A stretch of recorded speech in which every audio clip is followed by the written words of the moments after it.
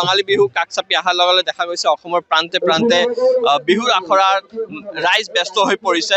মই বৰ্তমান উপস্থিত আছোঁ ৰঙাপাৰাত আৰু ৰঙাপাৰা ৰেলৱে ৰঙালী বিহু সন্মিলনী এইখিনিত আখৰা চলি আছে।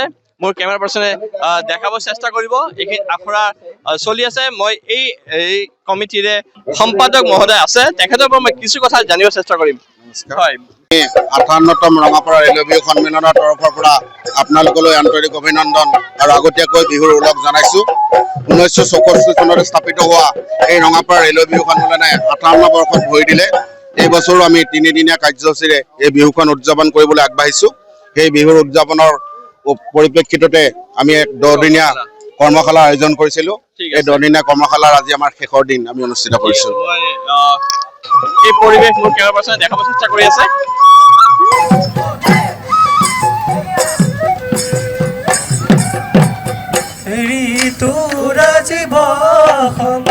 ওলাল কহি পাত বিহুলৈ বুলি খুই দেৱে লগালে তাঁতৰ শালৰ বচুঙাটি লুকুৱাই আনিলো বিহুতে বজাবলৈ গগনা সাজিলো দেহা জান দিয়াচোন।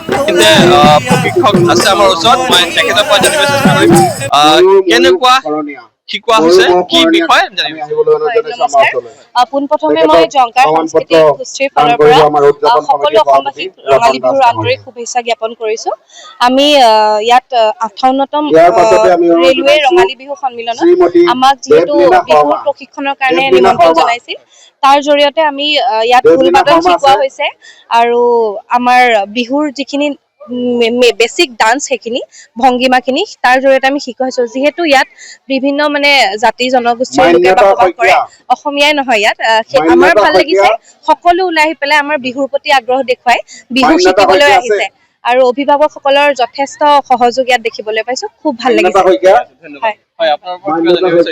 হয়, প্ৰথমতে সকলোকে মই ৰঙালী বিহুৰ শুভেচ্ছা জ্ঞাপন কৰিছো।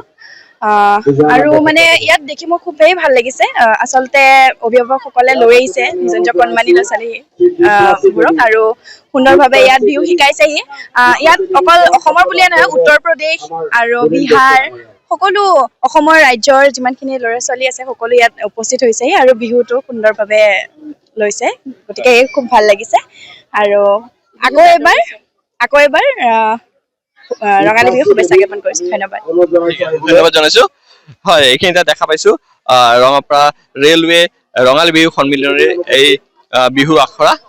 আজি এই বিহু আখৰা অন্তিম দিন আছিল।